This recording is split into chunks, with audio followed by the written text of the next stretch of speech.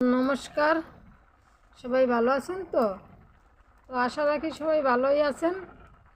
তো আপনারা দেখছেন সাধনা কিচেন। তো সাধনা কিচেনে আজকে আমি করব আলুর বড়া।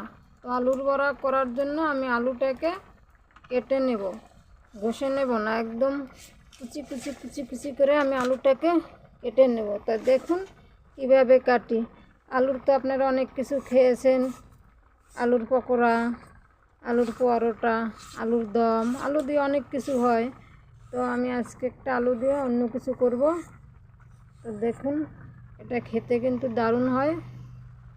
তো দেখতে থাকুন কীভাবে কুচিয়ে কুচিয়ে কেটে নিচ্ছি।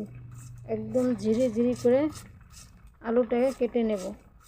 মেশিনে ঘষে নিলেও হয়, তো মেশিনে ঘষলে আবার একদম দানাটা একটুও থাকবে না, তার জন্য আমি কুচিয়ে নেব না। আপনারা মেশিনের ছিদ্রটা যদি বড় থাকে তাহলে ঘষে নিতে পারবেন। আমার মেশিনটা একদম প্লেন, তাই আমি ঘষে নেব না, আমি কেটে নেব। এই যে একদম সরু সরু করে দেখুন কেটে নেব, পাতলা পাতলা করে। আমি আর বেশি আলু নেব না। এইখানে আমি ছোট ছোট এই সাইজের 4 পিস আলু কেটে নিলাম। আলুটা কাটারও আগেও একবার ধুয়ে নিয়েছি পরিষ্কার করে। এবার আলুর একটা কষ আছে, আমি আর একবার ধুয়ে নেব। তো দেখতে থাকুন। সুন্দরভাবে ধুয়ে নিলাম। এখন কিছুক্ষণের মতন আমি রেখে দেব, জলটা ভালো করে ঝরে যাবে তার জন্য।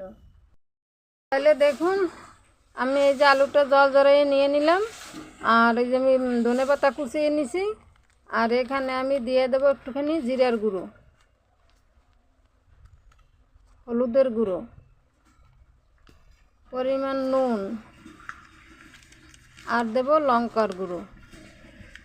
লঙ্কাটা বেশি দেব না, কমই দেব। দেবো আমি 25 গ্রামের মতন চালের গুঁড়ো দিয়ে আমি এটাকে মেখে নেব সুন্দর করে হাতের সাহায্যে। তো দেখতে থাকুন, মেখে নিচ্ছি। দেখুন, এটা আমার একদম পারফেক্টভাবে মাখানো হয়ে গেছে। কিন্তু এর ভিতরে একটুও জল দেয় নাই। আলুর সঙ্গে যে জলটুক থাকে সেটুতেই কিন্তু আমার মাখানো পুরো পারফেক্ট হয়ে গেছে। তো চলুন রান্না করি। কড়াই গরম হয়ে গেছে, তেল দিয়ে দেব। তো তেল ঢেলে দিলাম, তেলটা একটু গরম হোক। তাহলে দেখুন তেলটা খুব সুন্দর গরম হয়ে গেছে।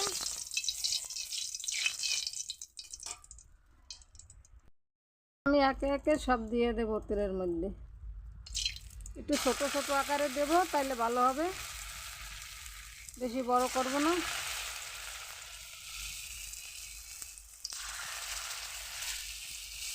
তো 3টে দিয়ে দিলাম, 4টে দিয়ে দিলাম। আমি আস্তে আস্তে এরকম ধরে ধরে সবগুলো দিয়ে দেবো তেলের মধ্যে।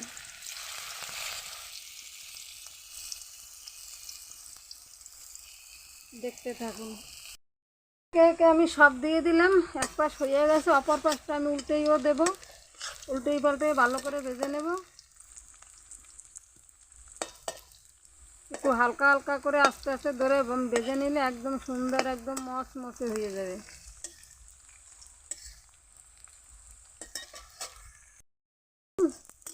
নাড়াই ছাড়াই আমার কিন্তু এপাশ ওপাশ সব সুন্দর করে ভাজা হয়ে গেছে। তাও আমি এখনও নামাবো না, আর একটু ভেজে নেব আস্তে আস্তে, হালকা হালকা করে একদম মচমচে হয়ে যাবে। একটু টাইম দিলে পরেই আপনারা হালকা যে করবেন, তাহলে খুব সুন্দর হবে খেতে।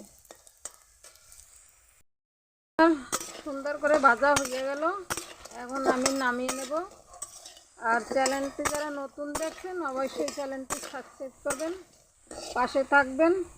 ভিডিওটা যদি ভালো লাগে লাইক কমেন্ট শেয়ার অবশ্যই করবেন। তো আলুর বড়া খাওয়ার জন্য আমন্ত্রণ রইল, খেয়ে কমেন্ট করে জানাবেন। নামিয়ে নিলাম, এখন আমি নামিয়ে নিলাম। ভালো থাকবেন, সুস্থ থাকবেন। দেখা হবে আগামী ভিডিওতে। নমস্কার, আসি।